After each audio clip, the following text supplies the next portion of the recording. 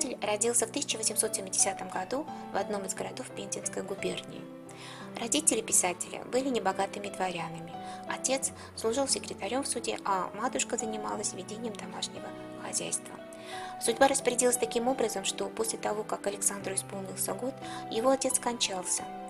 После этого печального события вдова с детьми едет на жительство в Москву. И лишь благодаря этому детские годы Куприна прошли близ матери, которую он буквально боготворил. Его мать обладала твердым характером, превосходным вкусом и тонкой наблюдательностью. К сожалению, материальные трудности вынудили ее отдать шестилетнего сына в московский пансион. После его окончания писатель поступает в кадетский корпус, а затем продолжает свое образование в юнкерском училище в Москве. Все говорило о том, что судьба будущего писателя будет связана с военным делом, но на деле оказалось совершенно не так. Уже в училище Куприн почувствовал тягу к литературе. Первыми его попытками были стихотворения, которые так и остались неопубликованными. А произведение, которое увидел мир, был рассказ «Последний дебют». Рассказ оказался неудачным, да и сам Куприн пока еще не очень серьезно относился к писательской деятельности. После окончания училища в 1890 году писатель был зачислен в пехотный полк, служил в течение 4 лет. Военная карьера дала много материала для писательской деятельности Куприна. Тема армии прочно вошла в литературное творчество писателя.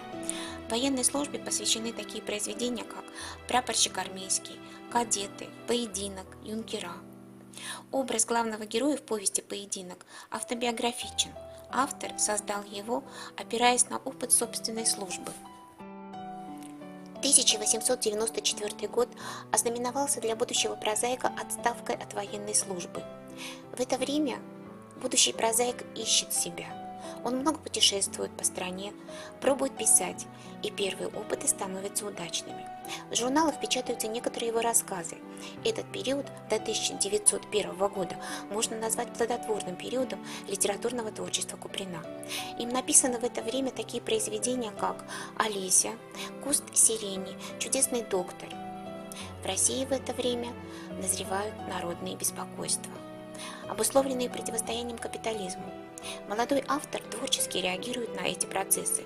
Результатом стала повесть «Молох», где автор обращается к древнерусской мифологии. Под видом мифологического существа он показывает бездуховную мощь капитализма. В 1901 году Александр едет жить в Петербург. Там он работает секретарем журнала «Для всех». Публикует в журналах свои рассказы «Болото», «Конокрады», «Белый пудель».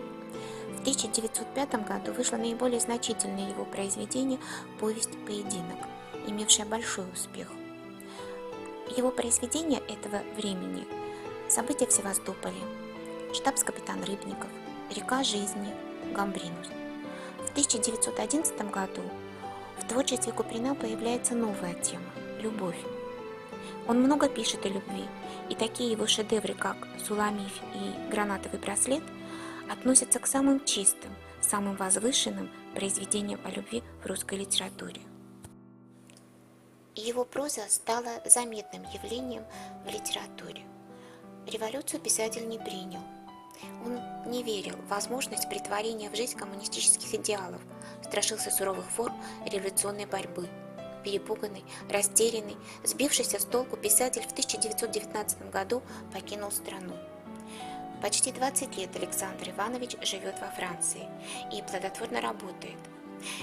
Им было написано более 20 рассказов, среди них «Синяя звезда», «Ю-Ю», «Колесо времени», «Жанетта», «Юнкера». Александр Куприн прожил насыщенную жизнь. В его биографии чудным образом переплелись радостные и трагические события, взлеты и разочарования. Куприн стал одним из самых колоритных личностей русской литературы. Разочаровавшись во власти большевиков, он надолго покинул родину, но, будучи истинно русским человеком, все же вернулся.